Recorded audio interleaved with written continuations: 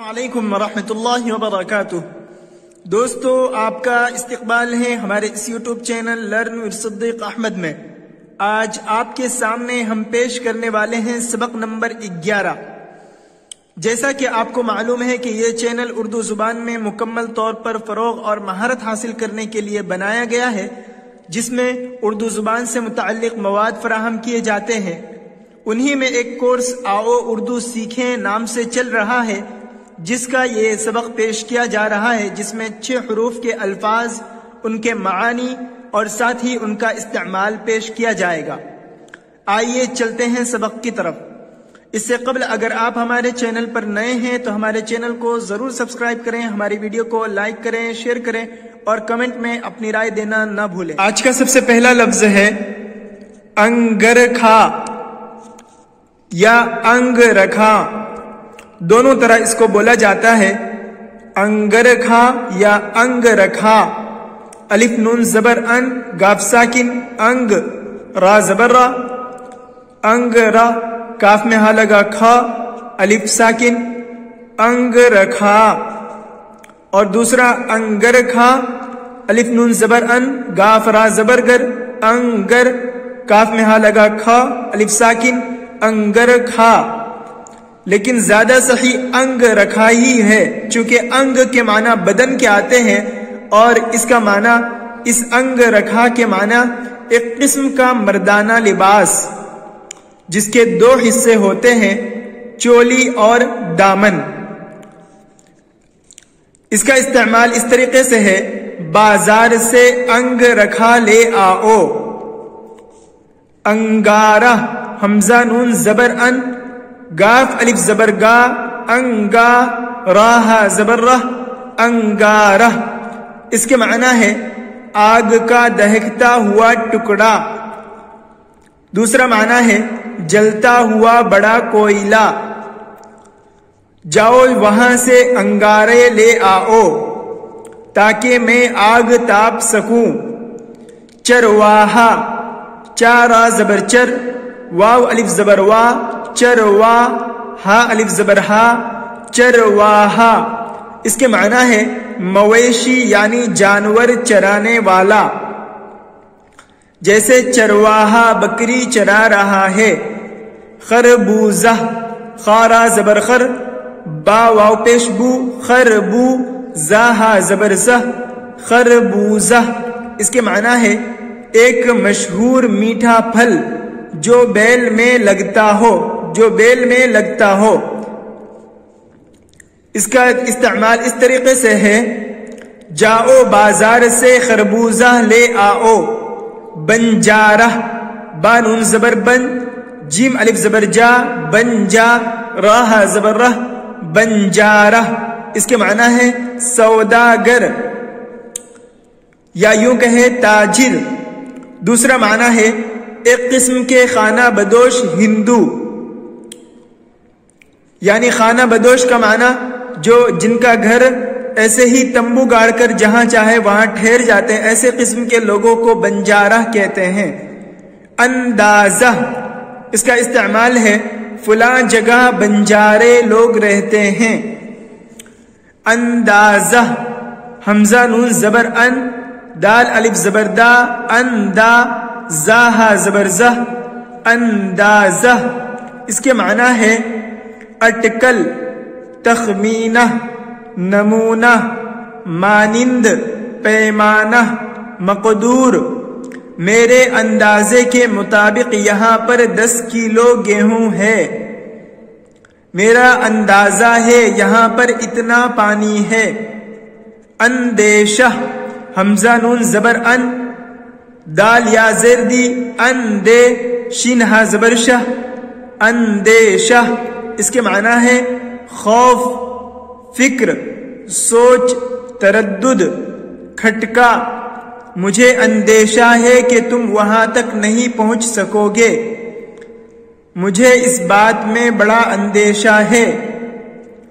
دروازہ، دال را زبر در، واو الف زبر وا، دروا، زاہا زبر زہ، دروازہ۔ اس کے معنی ہے کسی عمارت میں داخل ہونے کا راستہ۔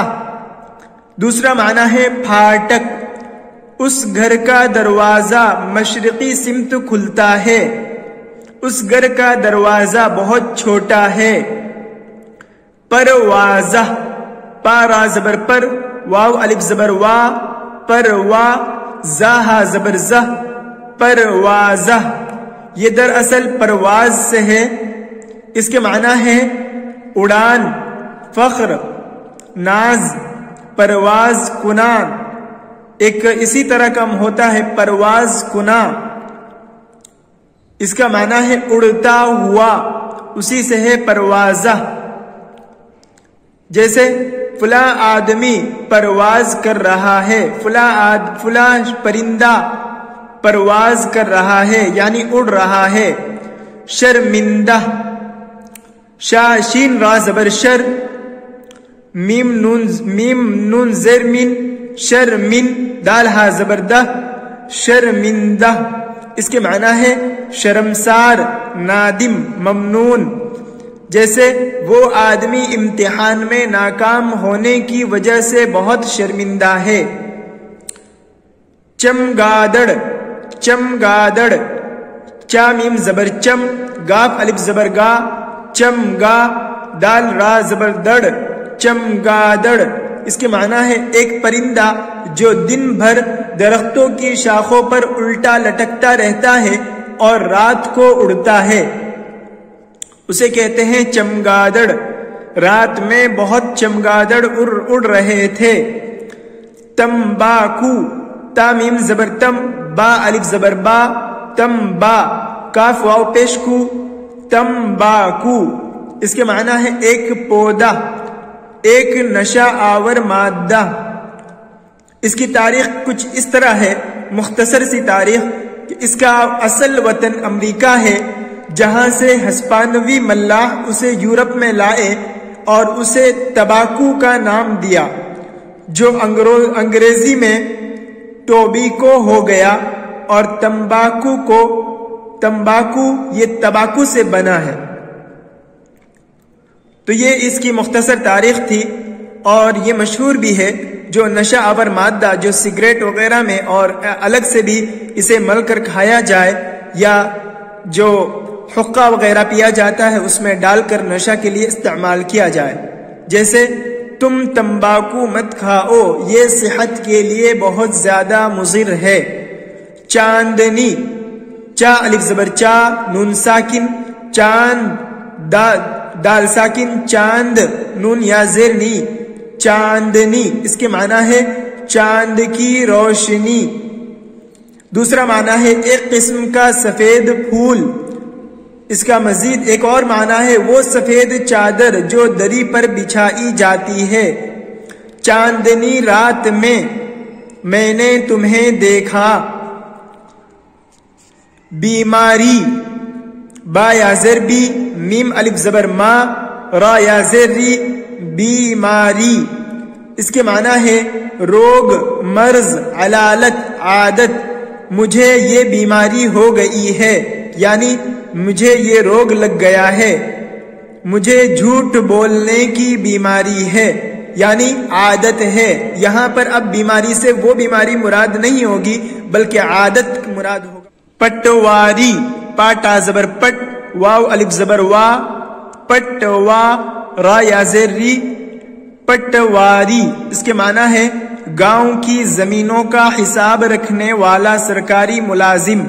دوسرا معنی ہے گاؤں کے رقبے کی پیمائش اور پیداوار، یعنی گاؤں کتنے کلومیٹر کتنے فٹ میں پھیلا ہوا ہے، اس کی پیمائش، اس کا ناپ۔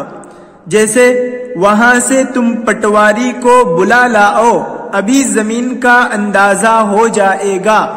پیمائش، پا یا زبر پے، میم الف زبر ما، پیما، حمزہ شین زیر اش، پیمائش۔ اس کے معنی ہے ناپ، خصوصاً زمین کا ناپ۔ تم اس کی پیمائش کر لو، ابھی تمہیں اندازہ ہو جائے گا، یعنی تم اسے ناپ لو، ابھی تمہیں اندازہ ہو جائے گا۔ پریشان، پا زبر پا، را یا زیر ری، پرے، شین الف زبر شا، پریشا، نون ساکن، پریشان، پریشان۔ اس کے معنی ہے حیران، سرگرداں، متحیر، مضطرب، منتشر، تتر بتر، پراگندہ، یہ سارے کے سارے اس کے معنی ہیں۔ اس کا استعمال ہوتا ہے میں اس سے بہت پریشان ہوں، اور مزید اس کا استعمال اس کی وجہ سے میں پریشانی میں مبتلا ہو گیا۔ مہربان، میم زیر می، ہا را زبر ہر، مہر، با الف زبر با، نون ساکن، مہربان۔ اس کے معنی ہے مہربانی کرنے والا، محبت کرنے والا، رفیق، شفیق، توجہ کرنے والا، دوست، یار، یہ سارے کے سارے اس کے معنی آتے ہیں۔ وہ شخص بڑا مہربان ہے۔ پہلوان، پہلوان، پا زبر پہ، لام زبر لا، پہلا، واو الف زبر وا، پہلوا، نون ساکن، پہلوان۔ یا بول چال میں اس کا استعمال پہلوان ہوتا ہے، لیکن پہلوان تو اس کے معنی ہے بہادر، دلیر، جنگجو، توانا، طاقتور، کشتی کرنے والا، کشتی کے فن سے واقف۔ فلاں آدمی پہلوان ہے۔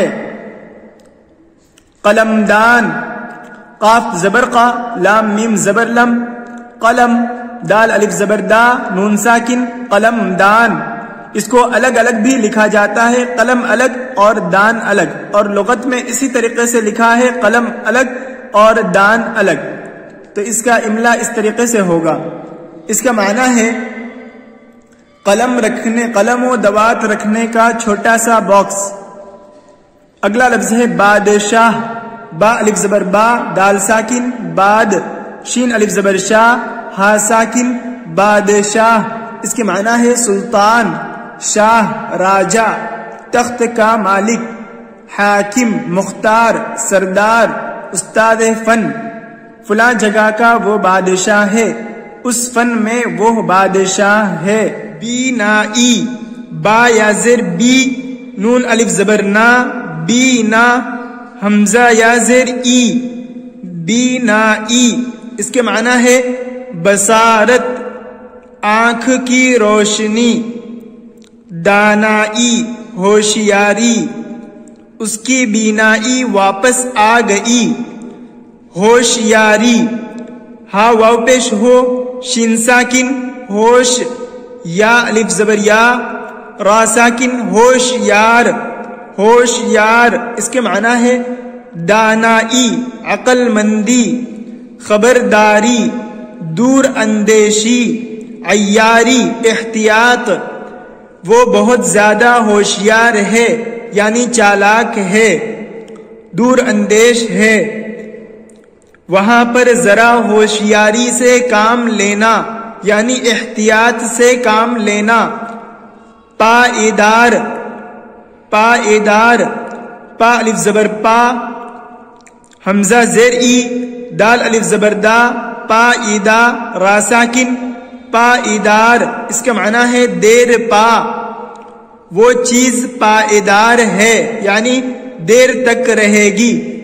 جائیداد، جیم الف زبر جا، حمزہ زیر ای، جائے، دال الف زبر دا، دال ساکن، جائیداد۔ اس کے معنی ہے مکان، زمین، اراضی، مال، اسباب، زیور، کھڑی فصل، پونجی، اثاثہ۔ وہ بڑی جائیداد کا مالک ہے، اس کے پاس میری جائیداد ہے۔ میلا انگ رکھا، میلا انگ رکھا یا میلا انگ رکھا۔